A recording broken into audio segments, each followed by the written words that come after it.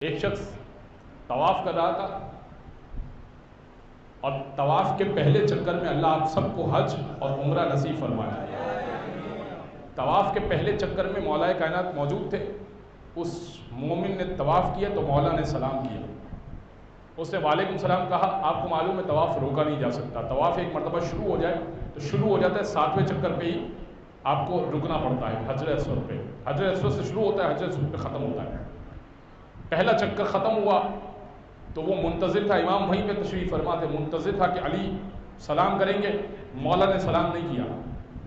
اب وہ کیا کہتا، رک کے پوچھ تو سکتا نہیں تھا، طواف اس نے جاری رکھا۔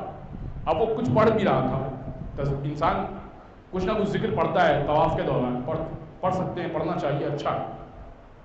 دوسرا چکر بھی ہوا، دوسرے چکر میں بھی مولا سے پھر دیدار ہوا، مولا نے سلام نہیں کیا۔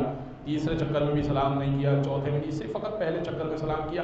جب 7واں چکر اس کا مکمل ہو گیا اور پھر اس نے مقام ابراہیم کے پیچھے 2 رکعت نماز فوراً چونکہ پڑھنی ہوتی ہے، پڑھنے کے بعد مولا کائنات کے پاس گیا، کہنے لگا یا علی بڑی عجیب بات ہے، پہلے چکر میں تو آپ نے سلام کیا لیکن بقیہ چکروں میں آپ نے سلام نہیں کیا، کوئی ناراضگی ہو گئی، کچھ غلط پڑھ دیا میں نے، کوئی غلط دعا پڑھ دی؟ امام کہنے لگے نہیں، پہلا جب چکر تو لگا رہا تھا، طواف کر رہا تھا کعبے کا، تو پہلے چکر میں تو ہم اہل بیت پر درود بھیج رہا تھا تو میں نے تجھ کو سلام کر دیا۔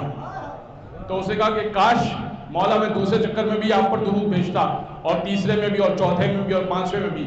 اسے کہا، امام نے کہا کہ اور تو دوسرے اور تیسرے اور چوتھے میں اور 5ویں میں، بقیہ چکروں میں ہم اہل بیت کے دشمنوں پہ لعنت بھیج رہا تھا۔ اسے کہا کاش مولا کہ میں بقیہ چکر میں بھی آپ پر درود بھیج رہا ہوتا تو آپ مجھ پر سلام تو بھیجتے۔ امام نے کہا نہیں، تو سمجھا نہیں، سلام کا جواب ہے واجب۔ میں یہ تو برداشت کر سکتا ہوں کہ درود میں سلام کے جواب کے برابر وقفہ آ جائے، مگر لعنت میں یہ بھی برداشت نہیں کر سکتا کہ کوئی لعنت کی تسبیح نکال رہا ہو تو سلام کے جواب کے برابر وقفہ آ جائے۔